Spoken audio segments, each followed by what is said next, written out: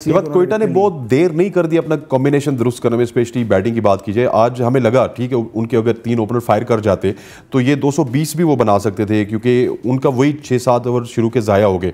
हफीज़ आए अपने नंबर पे, उन्होंने परफॉर्म किया। सरफराज उनके बाद आए, उन्होंने परफॉर्म किया। इफ्तिखार सिचुएशन उनके लिए भी अच्छी थी, उन्होंने भी परफॉर्म किया। तो मैं समझता हूँ कि कोयटा ने काफ़ी देर कर दी कॉम्बिनेशन बनाने में, बड़ी देर कर दी मेरे वहाँ आते आते। नहीं तो अब तो मेरा ख्याल है अब दिल्ली दूर रस्त मैं समझता हूँ कि कोयटा और कराची सेम स्टेज पे ही हैं। 5 मैचेस खेले हैं, 1 जीता है, 4 हार चुके हैं। देखें अब पहले तो मेरे ख्याल में स्कोर कार्ड के मतलब पॉइंट्स टेबल के बारे में बात कर लेते हैं।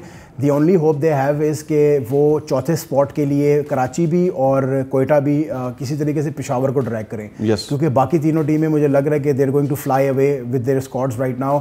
और अब आते हैं इसके ऊपर, थोड़ा सा देर कर दिया आपने कहा। मेरे ख्याल में इनिशियली जब आपके तीनों सीनियर प्रोज जो आपके बेसिकली ओवरसीज़ प्लेयर्स थे वो तीनों ही जल्दी आउट हो गए, तो that was a major setback. Hafeez भाई ने कोशिश की और बहुत अच्छी इनिंग्स खेली, लेकिन हफीज़ भाई एक तो मेरे ख्याल में वो उस वक्त वहाँ पे चाहिए था 220। जब आपने चेस करना है ना तो आपको टॉप ऑर्डर से कम 70-80 के या 70-80 का एक 70-80 चाहिए था, एक 50-60 चाहिए था टॉप ऑर्डर से।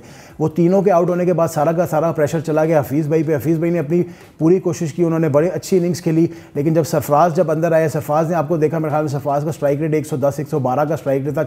40 उन्होंने किया, लेकिन 36 बॉलों पर किया, तो वो कैचअप नहीं कर पाए। स्कोर इतना ज़्यादा लगा हुआ था, बोर्ड इतना प्रेशर इतना ज़्यादा था कि मेरे ख्याल में वो कोप अप नहीं कर पाए।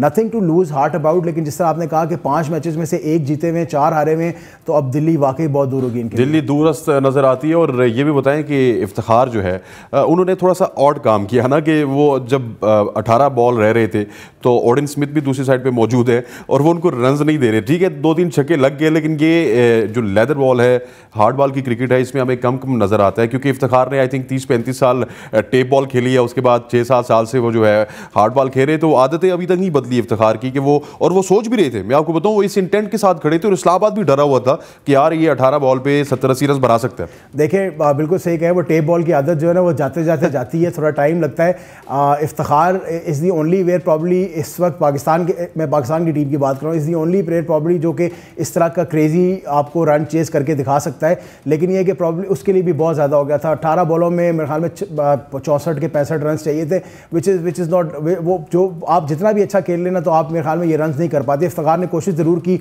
ऑडिन स्मिथ को भी मेरे ख्याल में अच्छा नहीं लगा। मैं तो बल्कि इसलिए डर रहा था इफ्तिखार के लिए कि इस वक्त फॉर्म में है और वो सिंगल नहीं ले कि ऑडिन स्मिथ जो है वो जाके दूसरी तरफ बैट ही ना मार दे इफ्तिखार को।